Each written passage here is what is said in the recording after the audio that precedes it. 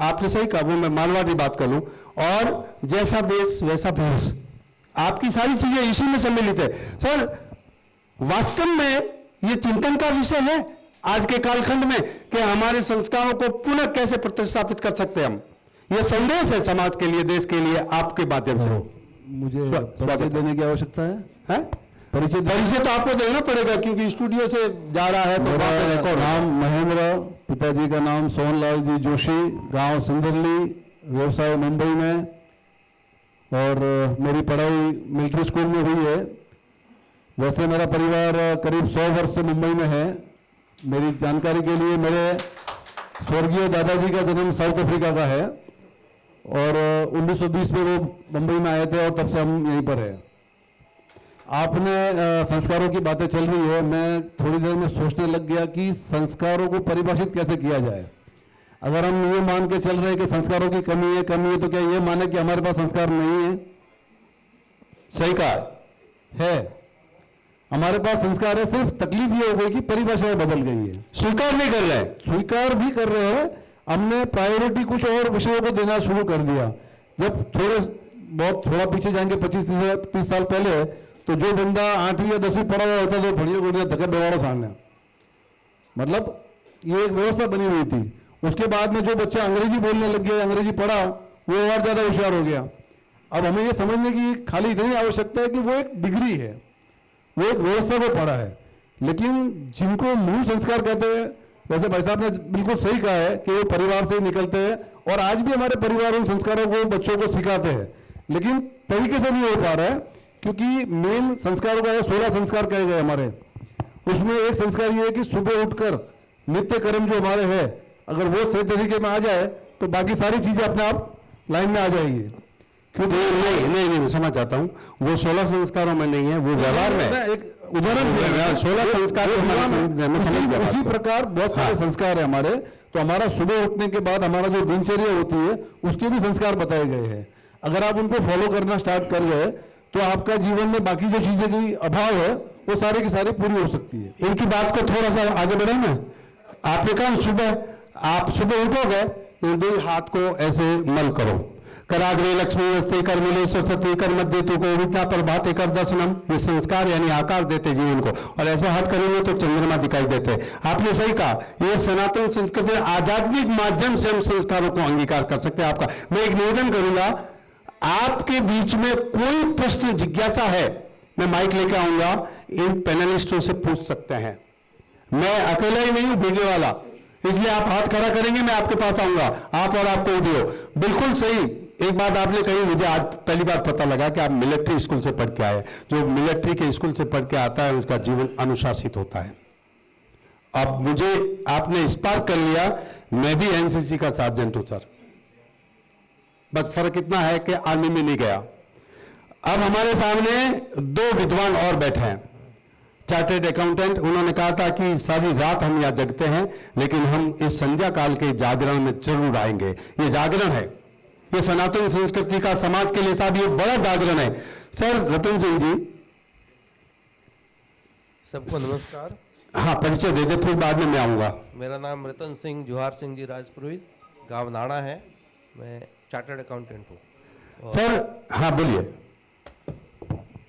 प्रश्न दूंगा अभी मैं, आपको बोलने नहीं दूंगा। मैंने आज तो राज साहब को भी देखो निर्देश तो बहुत जबरदस्त बोले, कारण मैंने बोलवा नहीं दी। दो सच तो यह है, मैं बताऊं आपको, विषय पे रखूंगा मैं आपको एक विषय देता हूं। शिक्षा संस्कार में तो बहुत ये हुआ, ये नारी शक्ति जो है ना, जिज्ञासा है, कोतुलता से समाज के विकास में योगदान देती है, लेकिन कहीं न कहीं समाज से उनको पीछे पकड़ करके रखा है कि नहीं थोड़ा कौन खोली, ऐसा बोलते हैं ना, नहीं थोड़ा कौन खोली, लेकिन सक्षम है, वो अधिकारी है।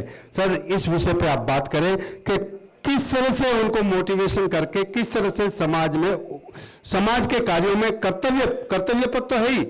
अगर जिस दिन इन्होंने अधिकार का झंडा उठा दिया ना राज साहब, आप जो बोल रहे थे ना, आपको 10 दिन तक 15 दिन तक उपवास करना पड़ेगा, इसलिए वो कर्तव्य पति के सब आपकी गति थी वहां।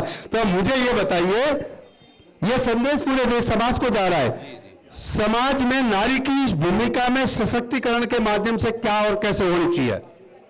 नहीं, आपके प्रश्न का जवाब देने से पहले मैं कुछ और कहना स्वागत है। हाँ, नहीं चल रही मैं वहां आ जाऊंगा। जी। हाँ बोलिए। आपने 2-3 बार एक मिनट शांति रखिए।